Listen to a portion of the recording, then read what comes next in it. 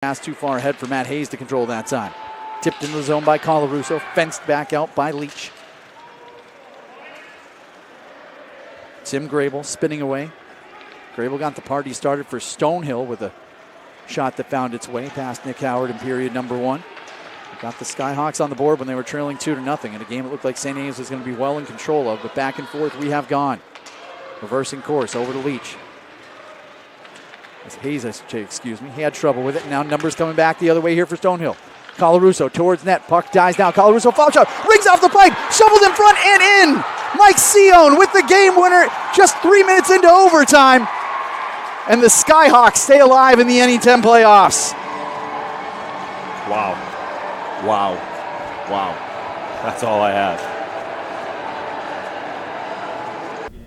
Well, like I said, in the regular season, we went in, 2 games went to overtime. We wound up losing 1 game and tying two other games. And so we knew we could be competitive with them.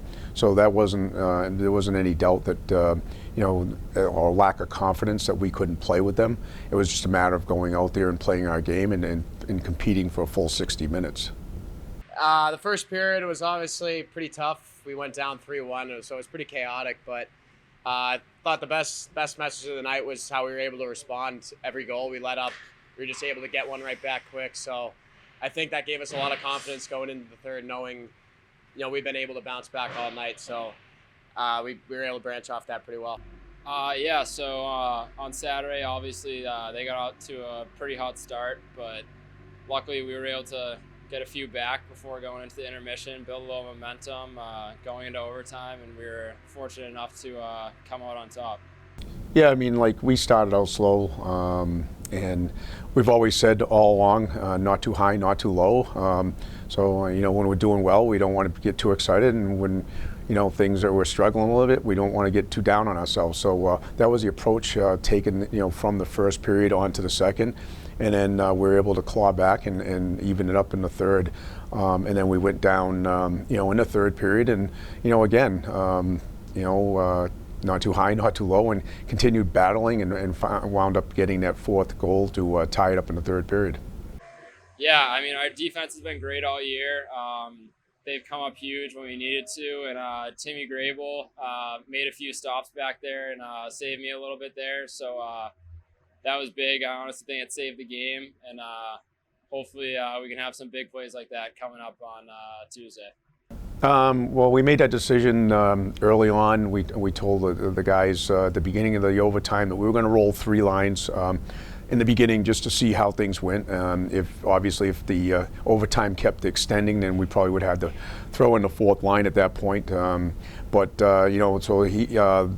Mike's line, that was the second rotation out there for them, so that was a good call from a standpoint of we were able to get that first line back out again, and they just executed. We talk about net drive all the time. Chuck made a nice play over the blue line, drove the net, dished it out to Peloso. Peloso got a shot off. The first one hit the defenseman in the chest. He got it back, rang it off the post, and then Mike kept battling for the rebound and was able to put it home and into essentially an open net. Yeah, it's just a simple rush off a face-off, and my line mates made a good play to get up, and it's kind of an odd man rush, and I just happened to be in the right place at the right time, so I was pretty fortunate for that. So it was a good feeling, though.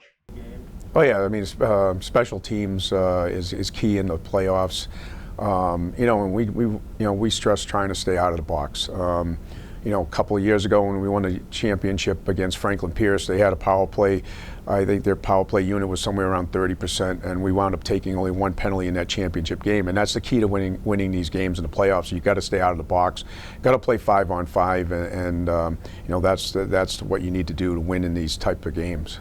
Well, we beat them real early in the season, like 3 months ago, and then we played them last week, and we dropped both of those. So, we know we can beat them, and I'm assuming they know they can beat us also. So it's going to be a battle out there.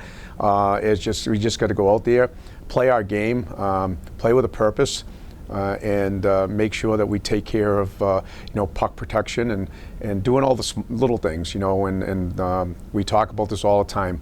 The battles, the compete battles start on the face-offs, and they move forward from there within the shift. So we just got to stay strong on the puck, protect it, take care of what we can control, and we should be okay.